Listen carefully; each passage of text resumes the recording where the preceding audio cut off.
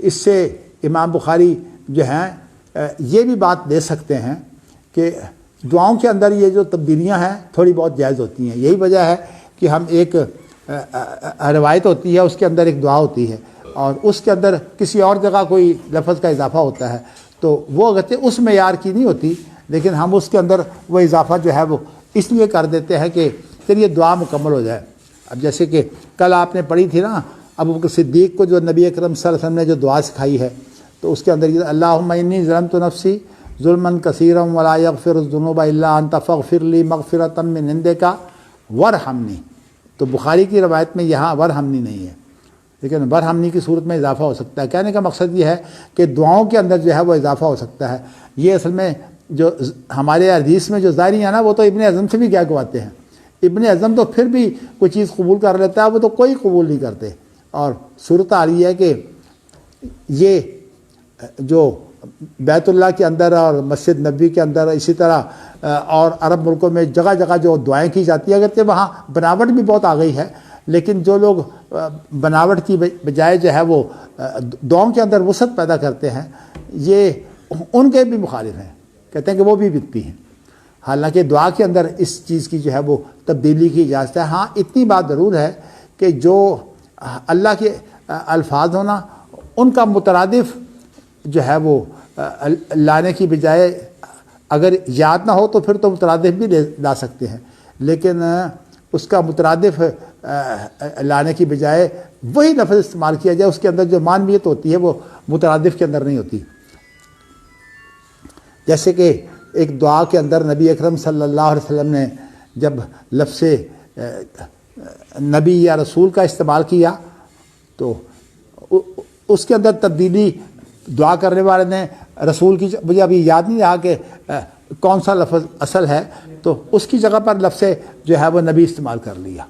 تو نبی اکرم صلی اللہ علیہ وسلم نے کہا کہ نہیں، وہی لفظ رکھو، اس لیے کہ جو بلندی اور جو معنویت جو ہے وہ ان الفاظ میں ہے، وہ معنویت جو ہے وہ بالکل ہمارے الفاظ میں نہیں ہوتی.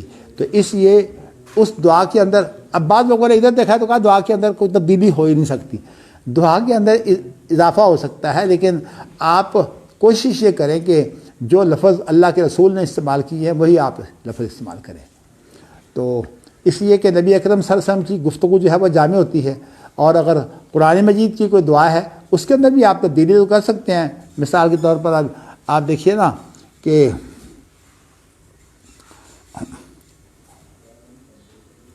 چلیے ذہن میں فوراً بات نہیں آتی شعور کے اندر، تحت شعور سے اٹھ کر، تو مجھے ذرا تھوڑا سا سوچنا پڑتا ہے، اس لیے آگے چلتے ہیں. آپ کو پتہ ہے اس چیز کا. تو میرا کہنے کا مقصد یہ ہے کہ دعاؤں کے اندر تبدیلی جائز ہے، لیکن جس سے جو ہے وہ معنی کے اندر فرق جو ہے وہ قرآن مجید کے اندر بھی، اگر قرآن کی دعا ہے تو اس کے اندر بھی مثلا اب آپ نبی اکرم صلی اللہ علیہ وسلم نے فرمایا کہ جب کوئی آدمی صرف دعا اپنے لیے کرتا ہے تو پھر یہ خیانت ہے کہ جب پیچھے مقتدی موجود ہے تو مقتدیوں کو ساتھ شامل کرے. تو اس لیے نبی اکرم صلی اللہ علیہ وسلم جب دعائے قنوت پڑھتے تو اللہم اہدنا فی من ہدیت، اور اسی طرح جو ہے مثلا اب لا الہ الا انت سبحانک انی کنت من الظالمین ہے. تو یہاں اگر ہم جو ہے وہ جمع کی صورت میں دعا کریں گے تو کیا ہوگا؟ لا الہ الا انت سبحانک انا کنا ظالمین. تو اس طرح دنیا جو ہے یہ جائز ہیں، لیکن بس اس سے یہ ہے کہ وہ آدمی جو ہے وہ گرامر سے واقف ہو تاکہ اس کے اندر کوئی گرامر کی غلطی نہ ہو. باقی الفاظ کا جو چناؤ ہے وہ جو اللہ کی کلام میں ہے اور جو حدیث میں ہے، وہ کبھی بھی کسی اجتہاد کے بعد جو فقہ حاصل ہوتی ہے اس کے اندر وہ چیز نہیں پیدا ہوتی. فقہ تو اصل میں ایک تو پہلو ہوتا ہے، ایک جزوی پہلو، اور جو جامعیت جو ہے وہ نبی اکرم کے کلام میں ہے اور اس سے بڑھ کر جو اللہ کی معجزانہ کلام میں ہے وہ جامعیت تو کبھی پیدا ہو ہی نہیں سکتی. تو اس لیے ہمارے ہاں جو فقہ پر انحصار کر لیا گیا ہے، اس کے اوپر میں بہت دفعہ یہ تبصرہ کر چکا ہوں کہ یہ بنیادی غلطی ہے. اور اس نے جو ہے ان لوگوں کو بھی جو اپنے آپ کو کہتے ہیں کہ ہم تو مقلد نہیں ہیں، کسی کے تقلید شخصی کے قائل نہیں ہیں، ان کے ہاں جو ہے اس نے بھی جمود پیدا کیا ہوا ہے کہ ان کا ٹھہراؤ بھی صرف ان مسئلوں پر ہے جو ان کے امتیازی مسئلے ہیں. باقی جتنا مرضی بگاڑ پیدا کر لو ان کو پرواہ نہیں ہوتی.